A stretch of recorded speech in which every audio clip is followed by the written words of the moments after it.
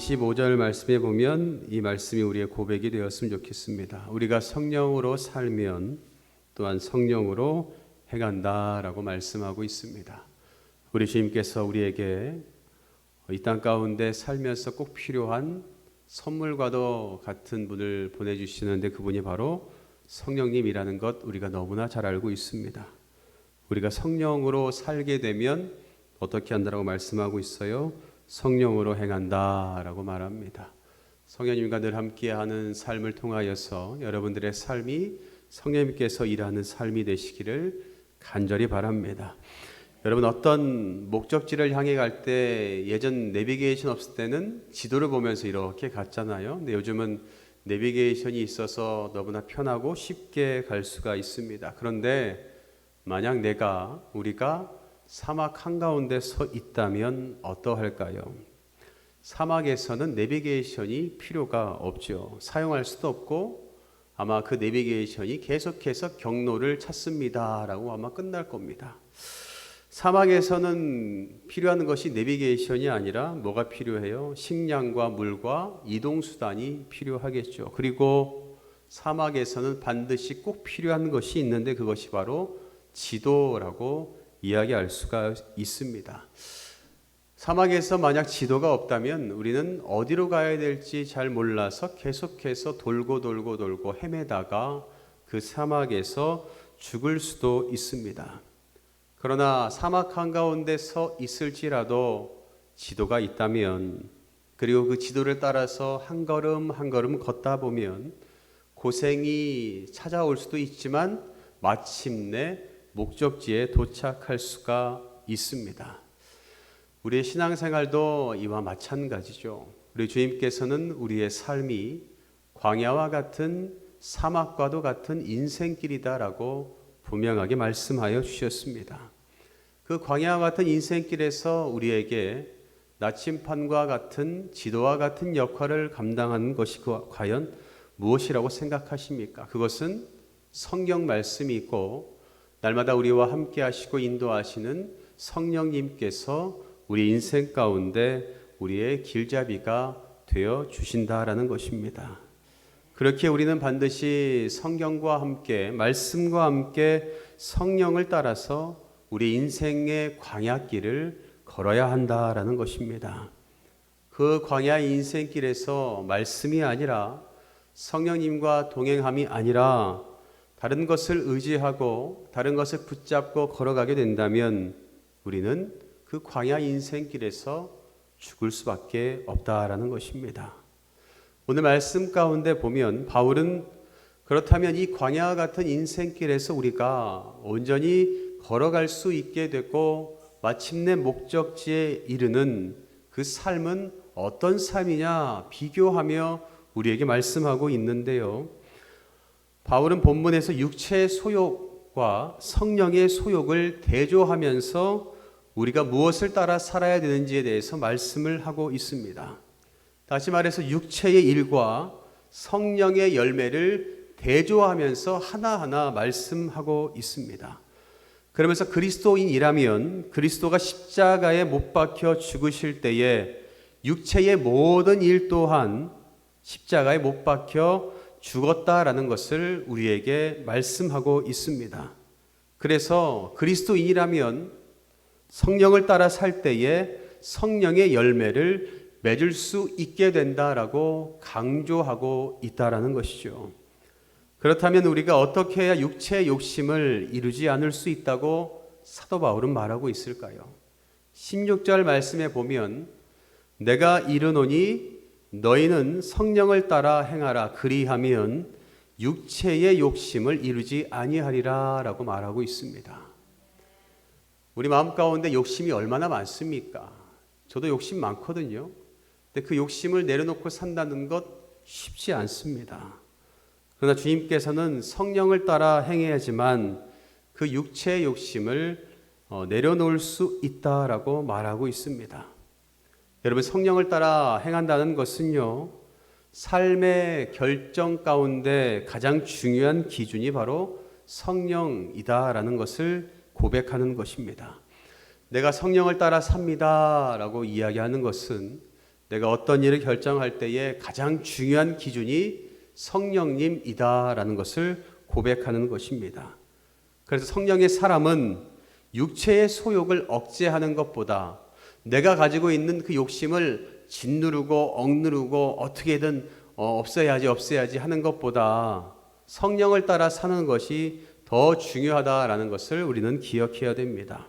그렇다면 사도 바울이 말하는 육체의 소욕 그리고 성령의 소욕은 어떤 관계가 있냐라는 것입니다. 여러분, 소욕이라는 것 잘 아시죠? 내가 하고자 하는 것, 내가 얻고자 하는 것, 그것을 소욕이라고 이야기합니다. 17절 말씀에 보면 육체의 소욕은 성령을 거스른다라고 말하고 있어요. 내가 바라고 내가 가지고 싶은 것, 그것은 성령을 거스르고 성령은 육체를 거스르나니 이 둘이 서로 대적함으로 너희가 원하는 것을 하지 못하게 하려 함이다라고 말하고 있습니다. 육체의 소욕과 성령의 소욕은 서로 대립하고 있대요. 함께 할 수 있는 것이 아니라 대립하고 있어서 우리가 어떤 소욕을 따르냐에 따라서 한쪽이 위축되고 소멸될 수가 있다라는 것입니다. 우리가 육체의 소욕을 따르면 성령의 소욕이 점점점 사라지게 돼요. 반면에 우리가 성령의 소욕을 따르면 육체의 소욕이 점점점 사라지고 소멸된다라는 것입니다. 그렇다면 여러분, 육체의 소욕이 강할까요? 성령의 소욕이 강할까요? 성령님께서 훨씬 더 큰 힘을 가지고 있습니다. 그래서 우리가 비록 육체의 욕심 가운데 찌들어 있을지라도, 우리가 그것을 더 많이 차지하고 있을지라도 성령의 그 능력은 절대로 사라지지 않습니다. 그래서 우리가 성령을 따라 살겠다라고 고백하는 그 순간 성령님은 우리의 모든 것들을 작동하시고 육체의 소욕, 육체의 욕심이 사라질 수 있도록 일하신다라는 것을 여러분 꼭 기억하시기를 바랍니다. 우리가 육체의 소욕을 없애기 위해선 내가 힘쓰고 애쓰는 것도 너무나 중요하지만 그것보다 그것을 정말 사라지고 없앨 수 있게 만드시는 분, 성령의 소욕을 따르시기를 바랍니다. 내가 성령을 더 많이 취해야지, 성령님을 더 마음 가운데 모셔야지, 성령님과 늘 함께하는 삶을 살아야지라고 고백하고 행동하면 그것이 우리의 마음 가운데 가득 채워지고 육체의 소욕이 사라지고 완전히 소멸되어서 성령님의 사람으로 매일매일 살아갈 수 있게 된다라는 것입니다. 우리 주님께서 말씀하시죠. 두 마음을 품지 말라라고 분명히 말씀하고 있어요. 근데 우리는 육체의 소욕도 품고 성령의 소욕도 품으려고 하는 두 마음을 가지려고 하는 사람들이 너무나 많이 있습니다. 우리 주님께서는 우리에게 분명하게 한 마음을 품으라라고 말씀하시는데 그 마음이 성령님의 마음, 그 마음을 우리는 품어야 될 줄 믿습니다. 그러면 바울이 말하는 육체의 소욕은 무엇일까요? 19절부터 21절까지 차례대로 잘 나열되어 있어요. 너무나 우리가 많이 읽어서 목사님 너무나 잘 알고 있어요 라고 하지만 그럼에도 불구하고 19절에 이렇게 이야기해요. 육체의 일은 분명하다. 사도 바울이 명확하게 얘기해요. 육체의 그 일은 분명하게 보일 거야. 뭐냐면 음행과 더러운 것과 호색과 우상 숭배와 주술과 원수 맺는 것과 분쟁과 시기와 분냄과 당짓는 것과 분열함과 이단과 투기와 술 취함과 방탕함과 또 그와 같은 것들이라. 전에 너희에게 경계한 것 같이 경계하노니 이런 일을 하는 자들은 하나님의 나라를 유업으로 받지 못할 것이다 라고 말하고 있습니다. 야, 허벌나게 많아요. 이게 뭐 이렇게 육체의 소욕이 많은지 모르겠어요. 찾아보니 여기에 취하지 않는 사람은 한 분도 안 계실 거예요. 저도 보니까 한 20개 있는 것 같아요. 왜 이렇게 많이 나도 모르게 마음 가운데 육체의 소욕을 품고 있는지 모릅니다. 그런데 이것을 한번 나눠봤어요. 세 부류로 나눌 수가 있는데 순결과 반대되는 부류. 우리 주님께서 뭐래요?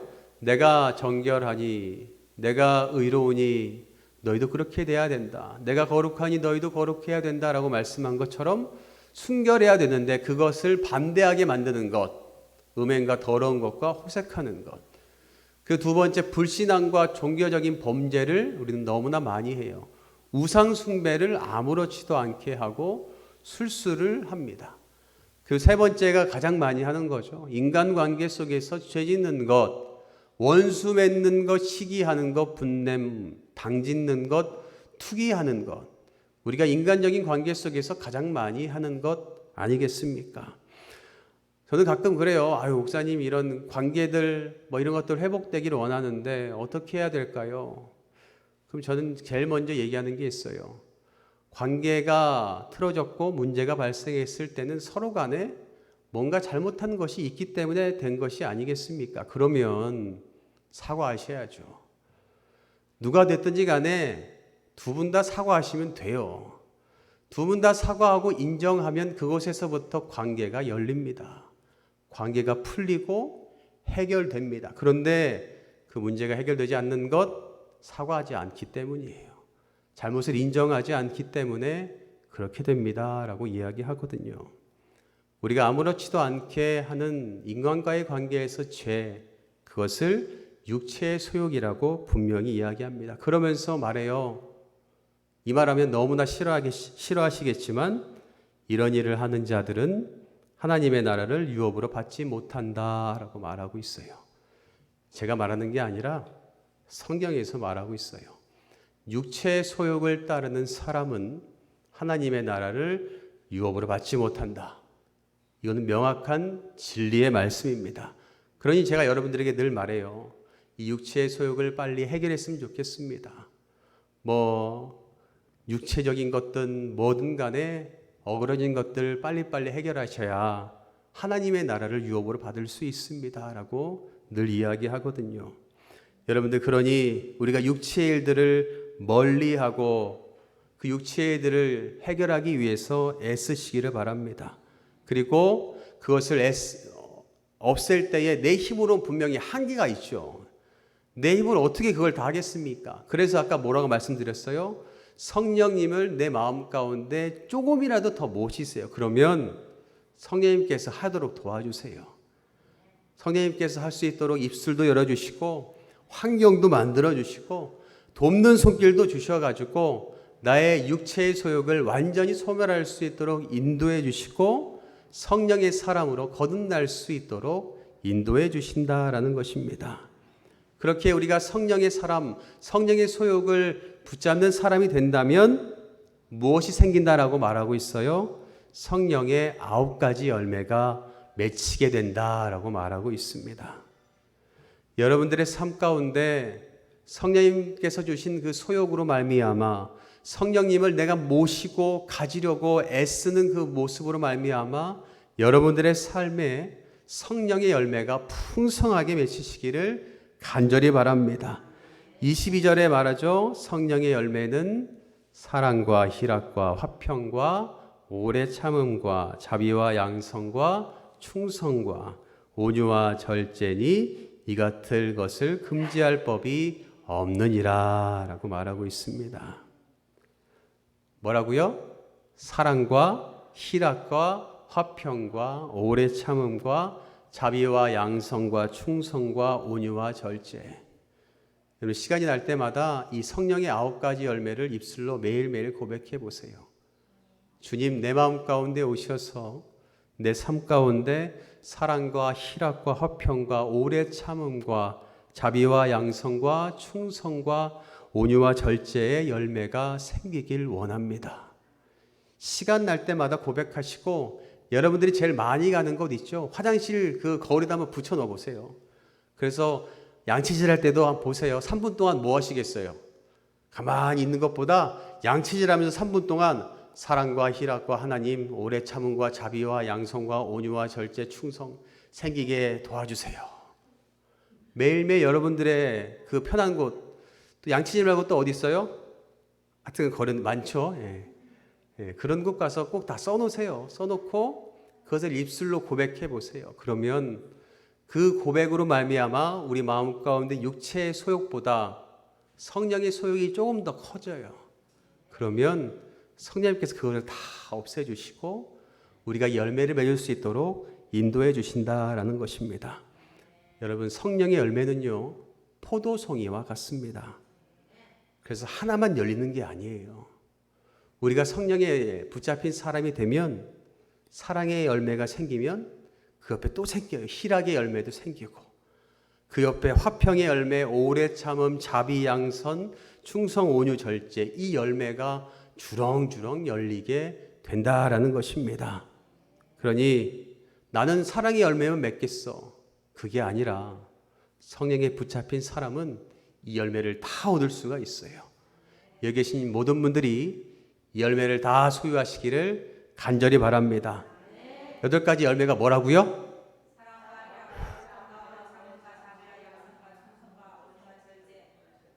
대단하시네요. 네. 우리가 그러잖아요. 아유, 나이 들고 야 치매가 안 걸려야 되는데 치매 안 걸린다 하시면서 이 그림 맞추기 하시는 분도 계시더라고요. 어르신 중에. 그것보다 이거 외우세요. 이거 외우면 훨씬 좋아요. 네. TV 앞에도 붙여놓고, 거울 앞에도 붙여놓고, 화장실 앞에도 붙여놓고, 시간 날 때마다 입술로 선포하세요. 하나님, 내가 성령의 소욕에 붙잡힌 자 되길 원합니다. 그래서 사랑의 열매, 희락, 화평, 오래 참음, 자비, 양성, 온유, 절제, 충성, 이 열매 다 맺기 원합니다. 한 개만 아니라 이왕 주실 거, 하나님 이왕 주실 때 어떻게 주신다 그랬어요? 갑절로 주신다 그랬으니까 갑절보다 따따블로 더 주세요. 그냥 이왕 주실 거 8개 열매 다 주시면 좋겠습니다. 기도하시면 우리 주님께서 그대로 주실 줄 믿습니다.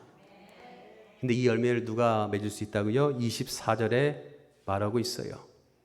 그리스도 예수의 사람, 그리스도 예수의 사람만 이 열매를 맺을 수 있습니다. 그 사람은 누구냐? 육체와 함께 그 정욕과 탐심을 십자가에 못 박는 사람. 그 사람을 그리스도 예수의 사람이라고 이야기합니다. 분명히 우리는 알아요. 그리스도 예수께서 나를 위해 십자가에 못 박히신 것. 그 못 박히심으로 말미암아 우리의 죄악도 다 못 박아 주셨어요. 그러니 우리가 새 생명을 얻을 수 있는 사람이 된 거고, 그러므로 말미암아 우리가 그리스도 예수의 사람이 된 겁니다. 그런데 왜 우리는 아직도 육체의 소욕을 따를까요? 연약해서 그래요. 연약한 인간이잖아요. 직분이 뭐가 중요하겠습니까? 목사도, 장로도, 권사도, 집사도, 성도도 다 육체의 소욕을 따르면서 살아가요. 그러나 주님께서는 그런 사람을 오늘도 부르세요. 불러서 또 말씀하세요. 그럼에도 불구하고 너는 그리스도 예수의 사람이다. 그리스도 예수의 사람, 내 사람이니 내가 끝까지 책임지겠다. 우리는 뭘 하면 되겠어요? 주님 맞아요. 인정하시면 돼요. 내가 죄인이었습니다. 인정하지 않기 때문에 우리는 끝까지 육체의 소욕을 따를 수밖에 없어요. 그런데 주님이 부르시면 인정하세요. 내가 죄인이었습니다. 주님 맞아요. 내가 죄인입니다. 그러니 나를 긍휼히 여겨 주시고 내 마음 가운데 성령님 오셔서 위로함 주시고 평안함 주시고 주님께서 늘 함께하여 주셔서 내가 그리스도 예수의 사람이 되어 성령의 이 열매를 풍성하게 맺으며 살아갈 수 있도록 인도해 주시옵소서. 이 고백이 여러분들의 고백이 되기를 간절히 바랍니다. 사랑하는 성도 여러분, 성령을 따라 행한다는 것은요, 우리의 일상 속에서 성령의 뜻 안에 이리저리 날마다 주님과 함께 거닌다라는 뜻입니다. 성령은 예수님의 영이고요. 그래서 예수님의 말씀을 밝히 깨닫고 지킬 수 있도록 행하시는 분이 바로 성령님이십니다. 요한복음 16장 13절에 말씀하고 있어요. 우리 한 목소리로 함께 고백하겠습니다. 제가 읽어드릴게요. 진리의 성령이 오시면, 따라하시면 돼요. 네, 진리의 성령이 오시면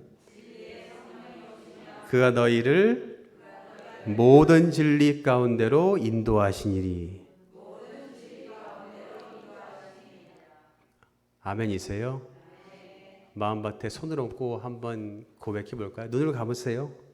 마음에 손을 얹고 고백하시면 좋겠어요. 진리의 성령님, 내 마음 가운데 오시옵소서. 내 마음 가운데 오셔서 진리 가운데 인도해 주시옵소서.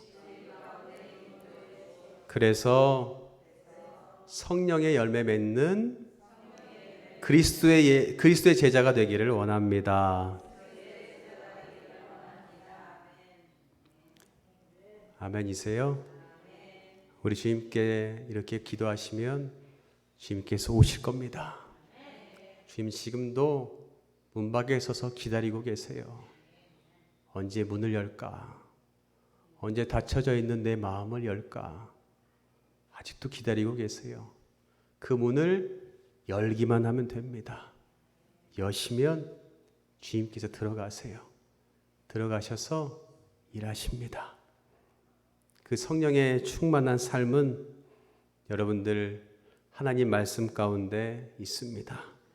그러니 말씀을 소홀히 여기지 마시고 그 말씀을 구별해서 듣지 마시고 어떤 분들은 막 그래요. 아유 목사님 집에서 인터넷 극동 방송 막 이런 거 기독교 방송 보니까 너무 좋더라고요. 이 목사님 설교 좋고 이것도 좋고 저것도 좋고 들으시는 거 너무 좋은데 너무 분별 없이 듣다 보면 여러분들의 그 영적인 것이 흔들릴 수 있어요. 그래서 잘 구별하셔 들으셔야 되고 여러분들 말씀 가운데 늘 거하셨으면 좋겠어요. 그래서 그 말씀으로 인하여서 죄의 그 헛된 그 본성이 틈타지 못하도록 가득 채우세요. 그래서 이거 드린 거예요. 제가 장사로 나온 게 아니라 월드비전에서 그냥 줬어요. 제가 이제 거기 협력 목사거든요. 그래서 제가 보내주거든요. 근데 보면 감사 노트예요. 한 달 동안 내일부터거든요. 한 달 동안 이거를 하루하루 한번 해보세요. 하루하루 이 말씀과 함께 여기 안에 보면 뭐 찬양도 들어있고 간증도 들어있고 고백도 들어있고 막 들어요. 한 달 동안 우리 모든 성도들이 이 고백을 통해서 감사가 넘치는 성도님들이 되었으면 좋겠고 우리 교회가 감사가 넘치는 교회가 되었으면 좋겠습니다. 얼마나 좋아요. 제가 다니엘 기도회 어제 그저께 목사님 이제 간증을 딱 들으면서 그 우유배달하는 목사님 간증을 들으면서 결단한 것이 있었어요. 야, 우리 교회도 배달의 민족 사장이 났으면 좋겠다. 아멘이세요? 야, 그 목사님이 그러시더라고요. 야, 너 또 망하겠구나. 근데 8번 만에 성공해서 배달의 민족 사장이 됐어요. 놀랍지 않습니까? 우리 교회도 우리 자녀들 가운데 배달의 민족보다 더 갑절의 은혜를 누리는 자녀가 나타날 줄 믿습니다. 얼마나 좋습니까? 그 말씀 가운데 늘 거하는 것, 우리가 말씀을 늘 가까이 하는 것, 그것이 우리가 성령에 붙잡힌 그리스도 예수의 사람으로 살 수 있는 유일한 방법입니다. 그걸 기억하시고 육체의 소욕을 쫓기 위해서 애쓰지 마세요. 육체의 소욕을 그리고 없애기 위해서 애쓰는 것도 너무나 좋지만 성령님을 모실 수 있도록 애쓰는 것이 더 중요합니다. 그것만 하면 하나님께서 알아서 다 없애주세요. 그래서 나 오늘도 여러분들 기도하실 때에 성령님을 마음 가운데 모시고 그 성령님의 주시는 그 은혜로 말미암아 여러분들의 삶 가운데 성령의 그 열매가 풍성하게 넘쳐나기를 주님의 이름으로 간절히 축원합니다.